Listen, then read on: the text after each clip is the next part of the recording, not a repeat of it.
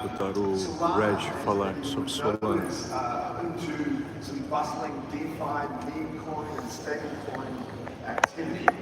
And that stablecoin activity, those volumes are likely to get a boost at some point pretty soon. And you're about to find out why. So please welcome to the stage to discuss this Danny Nelson, the senior reporter of Firedancer, and Raj Gokal, Solana's co-founder and president of Solana Labs. Ele é o cofundador do Solana. Ele vai falar sobre o futuro do Solana, pessoal.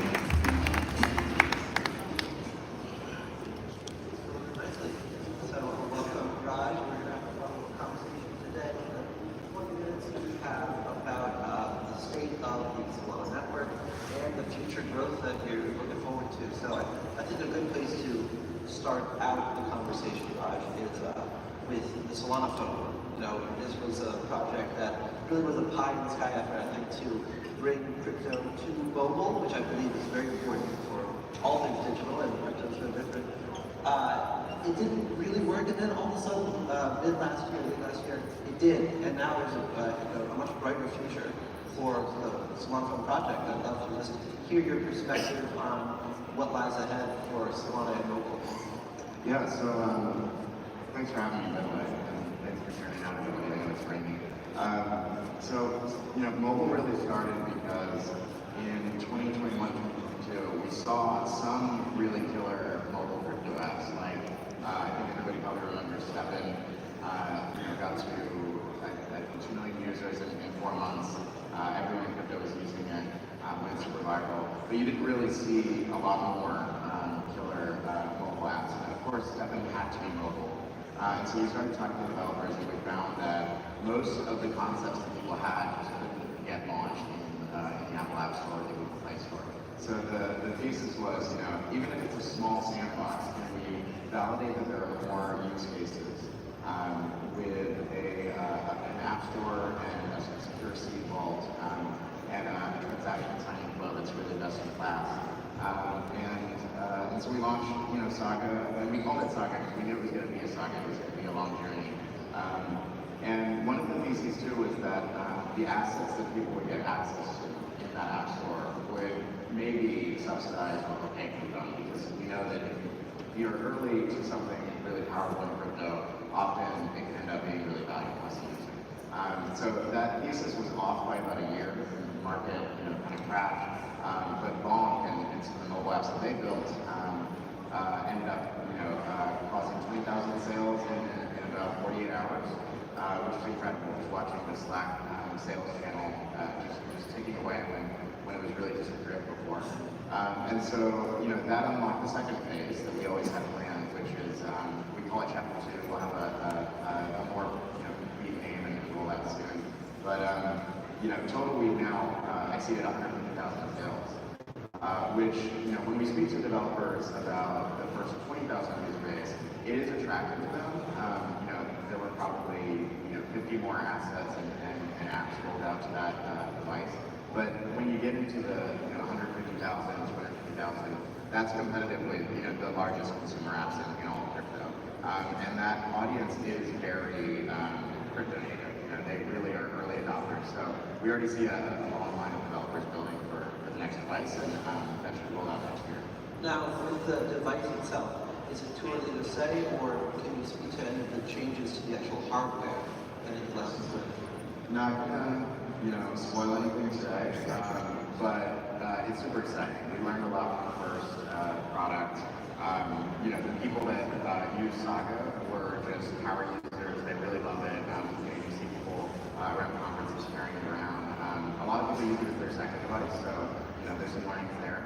But we'll have more events and more announcements soon. And another thing that close watchers of the Solana ecosystem are looking ahead to is the Firedancer, which is going to be another client for people to interact with the blockchain. Can you tell us about the process, about the progress of Firedancer and what it will bring once it launches to Solana? Yeah, so for those who don't know, Firedancer is a second validator client. In addition to the original validator client, now being maintained and progressed by Onsla, Gokal, and Agave. So this second Firedancer client is built by a super high performance engineering team out of Jump Crypto. So, 30 or 40 kind of the best high-frequency trading engineers in the world who are used to pushing the boundaries of physics to move messages and execute on financial operations in the fastest way possible at a global scale. So, I have to say that the progress is much faster than we expected, and the performance is essentially insane. It's not expected that as soon as it rolls out, we'll see that performance, but we've seen benchmarks of close to 1 million transactions per second. Right now, Solana is benchmarked to something like 80,000 transactions per second, and then live in production demand for the Solana network is on average around 1,000 transactions per second. So this can potentially lead to as much as 1,000x capacity increase relative to the demand we have today, which is objectively, Solana already processes more transactions than every other chain in all crypto combined on most days. So,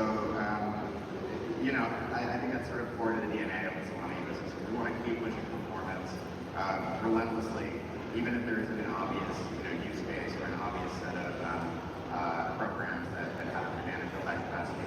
Because we know that demand will jump in fits and starts, right? Nobody expected that you'd have one network with 1,000 TPS of consistent demand this quickly, and they didn't think that would happen from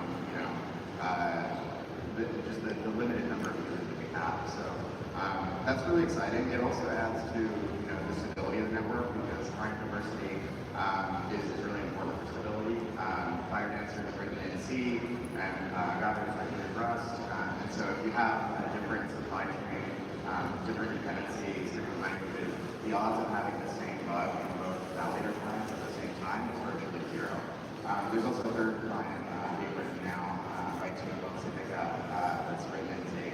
So, client diversity is a really important, sometimes kind of boring feature of really, really mature, robust networks. It's one of the only network besides Ethereum that's a smart contract platform that has that type of client diversity after Firedancer. Another even more technical thing that I think it's worth thinking about is token extensions, something that Solana's come out with. Now, so on Solana 3, there's ERC20, that's the big token standard that most assets have here. SPL is basically the valid equivalent on Solana, but now there's also things that developers can code into the way that their tokens work, that change the fundamental changes, the capabilities, and I think makes money a bit more programmable. Can you walk us through token extensions? Yeah, so token extensions is really the result of working with a number of builders, mainly enterprises that came to the Solana Foundation or Lab or other entities within the ecosystem and said, we want to build on Solana, we need the performance, but there's a set of characteristics that we need for compliance reasons, for legal reasons, or because we have a vision for the product that needs more configurability. And the seductive path that people go down is like, oh, well, I need to build my own chain to get that configurability. And what we found is nothing about what these enterprises wanted actually needed a separate chain. We seem to see features in something like an extension app, or if you will, that can give that sort of control. So actually now I can say that PayPal was one of those, because we announced that this week. PayPal USD is now live on Solana, and the full vision for that involves using something like an extension, for example, confidential transfers, where the amount that we expect that each address is not publicly visible. That was really important for them, the full vision of USD. That was possible on Ethereum, and they get the performance of Solana and have to run their own chain, and it's impossible to all Solana DeFi. So I think that's just the beginning. There are things like transfer hubs and some other features that are just starting to roll out in most wallets, and then the design space is really quite large for what you can build with it. So we're just excited to see the entropy sort of play out and what that unlocks. So it's one of those things where you kind of build a platform you can play on, not necessarily knowing exactly how they're going to use it, just to see what happens. Yeah, I think the goal is always to just respond to demand. If there's any developer, any team, any enterprise that has requirements for something like, let's say, confidential transfers, what's the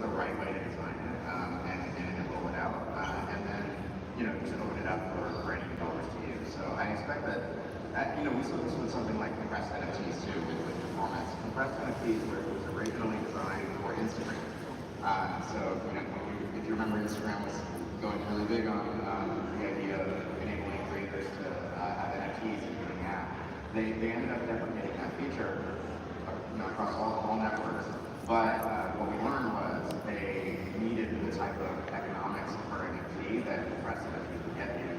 That led to the design of that performance feature, and then it unlocked new use cases like Drip. So independent teams benefit from the R&D that large enterprises bring to Solana. So the independent developers and seed stage startups, things that look weird and look like toys from two-person teams are sort of, that's like the lifeblood of Solana. We want 1,000 of those teams. We want 1,000x number of teams very quickly, and so token extension really helps us do that. You mentioned that Instagram deprecated that feature. Instagram got rid of its crypto integrations. Twitter got rid of its crypto integrations. We've seen, I guess, not just the social media side, but these big companies that everyone who uses the internet knows about embrace to a certain extent crypto and then move away from it for whatever reason.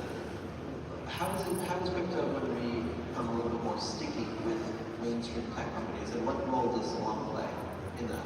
Yeah, I think what we're seeing, so the payments companies are not quite as cyclical, right?